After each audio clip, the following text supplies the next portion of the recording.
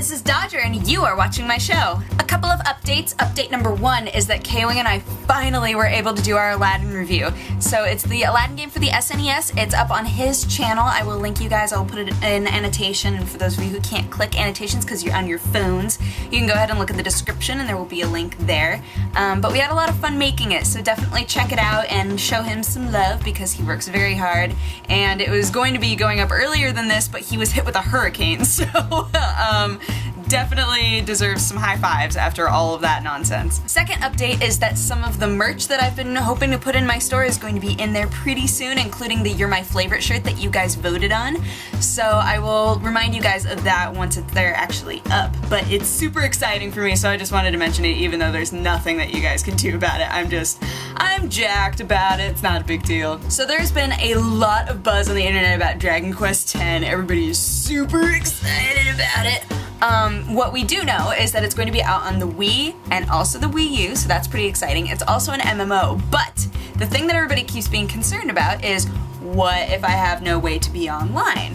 What do I do then? Can I even play it? Yes, you can. There is an online and an offline mode, which are exactly the same.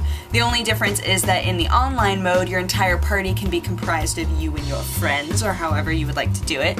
And in the offline mode, all of the other characters are just controlled by the AI. So it's pretty simple. They've worked it out in a way where I think it's gonna work. And I actually really like the graphics. There have been a lot of people on forums and whatnot being like, oh, the graphics are kind of lame, not really big into it, but it's definitely true to the Dragon Quest original style. So it's not something that's super popular now, but it will make Dragon Quest fans very happy, and I think that they've kind of come to a midpoint with it that's very nice. Oh, also it sounds like in online mode you might have to pay, which is not something that any of us like to hear, so that makes sense. Also, the concern that I would have with the game in general is that since they've made it so that you can interchangeably have, you know, whatever characters, people that are IRL or the AI controlling all of the other characters, will there actually be all that much character depth?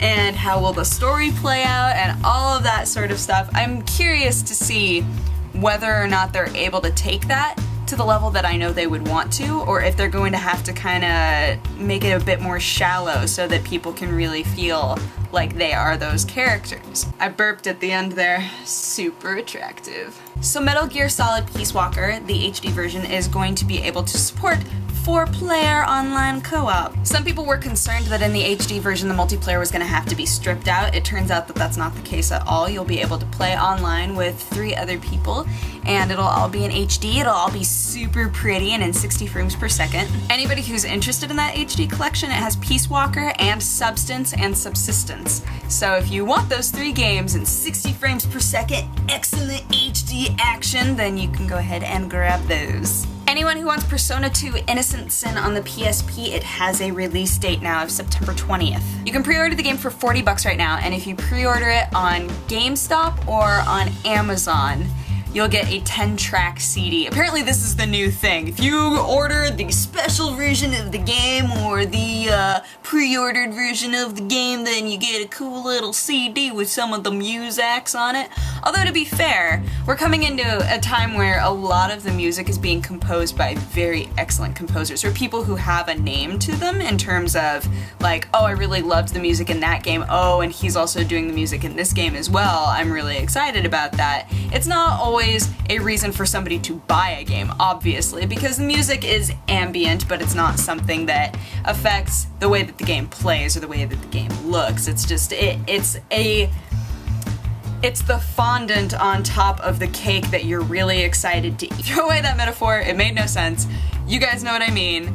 It's just interesting because it's happening with Zelda and it's happening with this. Anyway, if you pre-order the game, you get a free CD along with it. That's all I'm trying to say. And that is my news. I know, there's not all that much today, although in North America right now it's Labor Day, so I think a lot of people were like, I'm gonna make me a hot dog and sit on my couch. Which, hey, power to ya, hot dog eating dude. Anywho, despite the lame array of news that I gave you today, if you have a positive or negative response, feel free to leave it in the comments section. If you want to have coffee, it was a 20-minute long coffee time today, so enter at your own risk. It's part of the Europe series, so I'm talking about Belgium this time. And apparently I had 20 minutes worth of Belgium to talk about, although I went on tangents quite often, so yeah. But otherwise, I will talk to you guys again in a couple of days. Be safe, have fun, etc. Alright, bye-bye. Mwah. Super attractive.